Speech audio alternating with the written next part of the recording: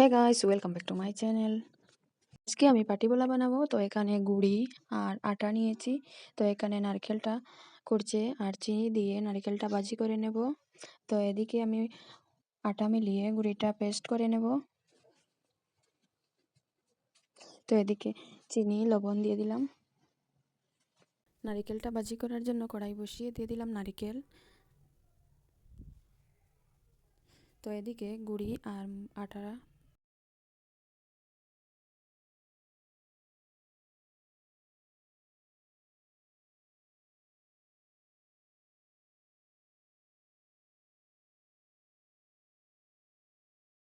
Fry করে নিচ্ছি।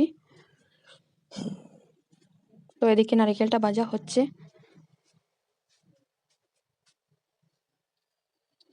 তো কাইটা রেডি হয়ে গেছে আর নারকেলটা ভাজি করে নিয়েছি। কড়াই বসিয়ে একটু কাই দিয়ে এটা গোল করে নেব।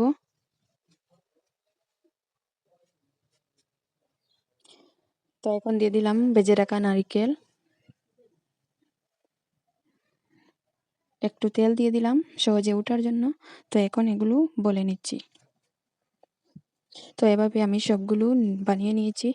তো চায়ের সঙ্গে পাটিগোলাটা রেডি করে নিচ্ছি। যদি ভিডিওটা ভালো লাগে লাইক কমেন্ট শেয়ার করবেন, কমেন্টে বলবেন দেখতে কীরকম লাগছে। প্লিজ সাবস্ক্রাইব করবেন, পাশে থাকা বেল আইকনটি প্রেস